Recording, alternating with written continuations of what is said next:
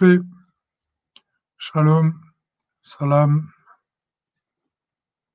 Prenez soin de vous, prenez soin des vôtres et restez bien informés pour pouvoir se faire. Salut les amis, paix, shalom, salam. Restez bien informés pour pouvoir prendre soin de vous et des vôtres. Donc, allez dans le descriptif. Je vous ai partagé un lien important. Voilà. C'est une attestation à faire signer.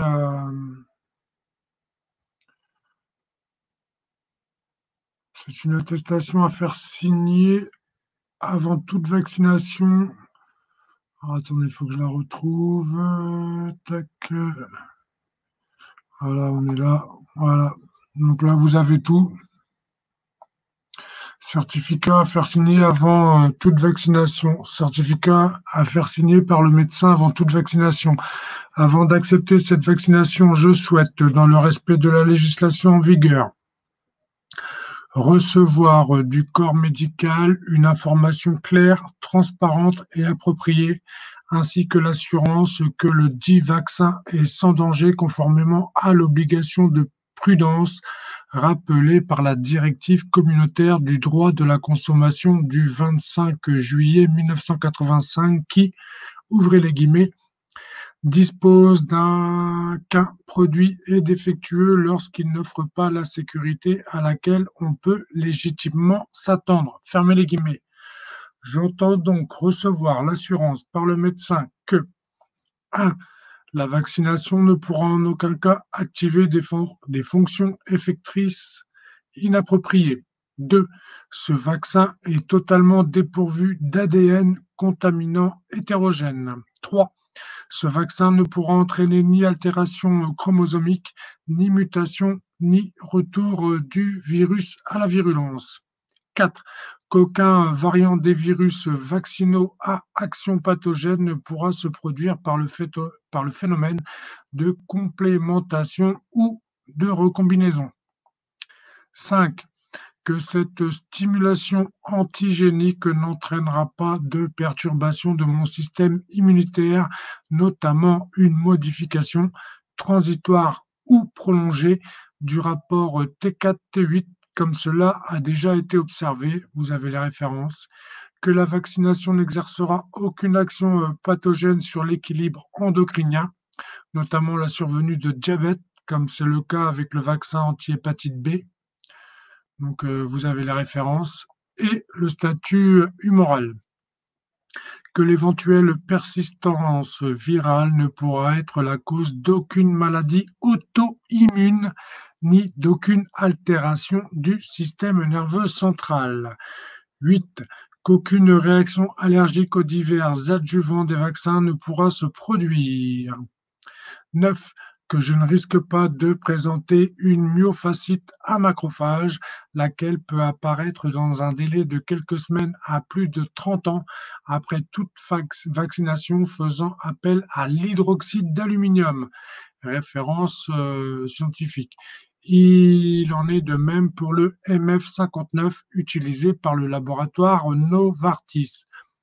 Que je ne présenterai aucun risque de développer ultérieurement une maladie d'Alzheimer ou un cancer au point d'injection de vaccin en rapport avec cet hydroxyde d'aluminium, lequel est responsable chez les animaux domestiques d'une véritable flambée de cancer.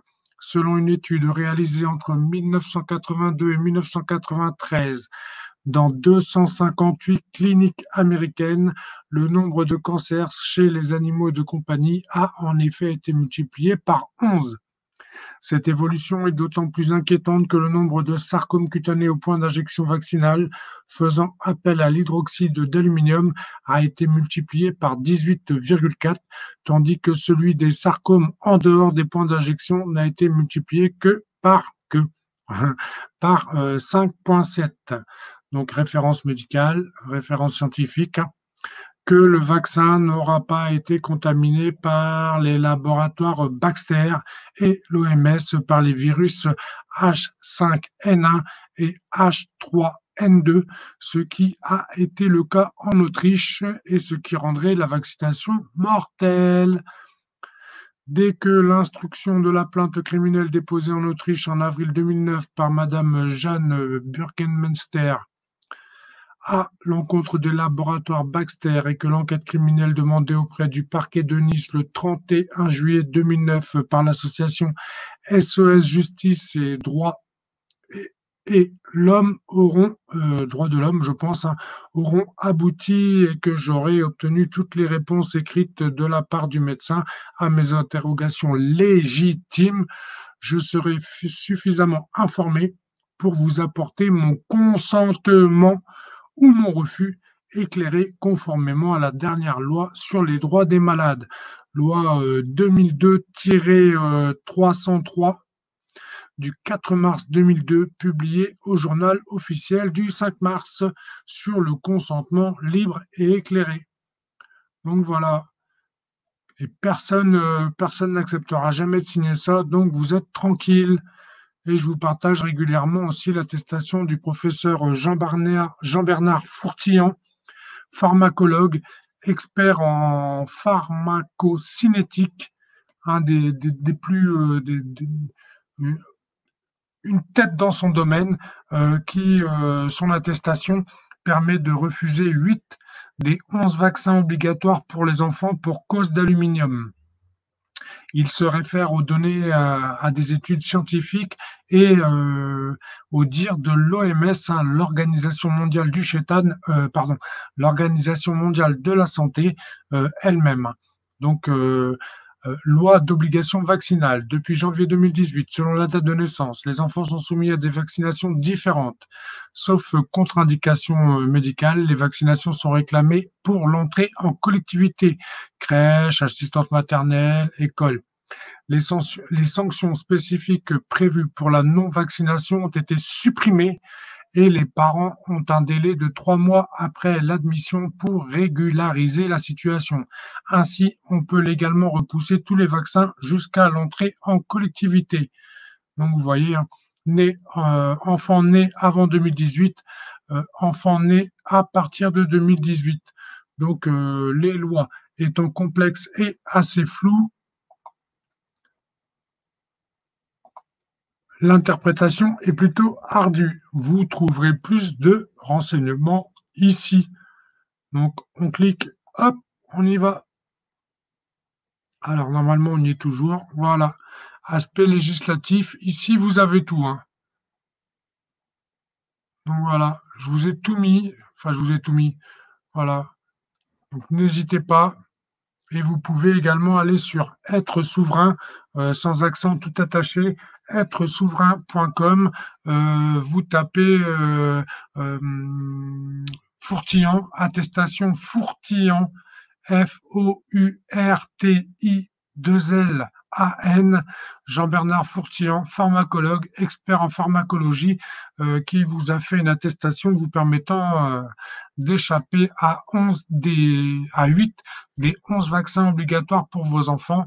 Et il faut savoir que pour les animaux de compagnie, ils ont enlevé l'aluminium, hein, l'hydroxyde d'aluminium a été retiré des vaccins pour animaux parce que ça les rendait malades, mais pas pour vos enfants, que ça rend autistes, que ça rend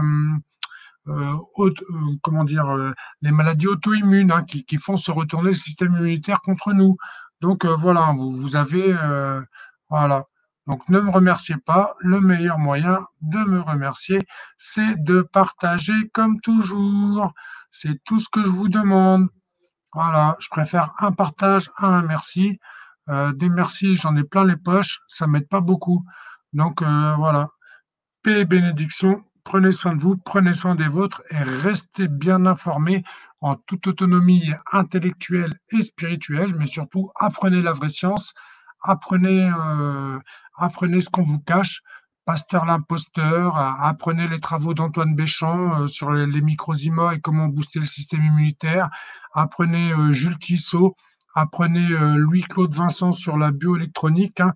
Voilà, je vous mets tout à disposition. Ne me remerciez pas, partagez, partagez, partagez, partagez autour de vous.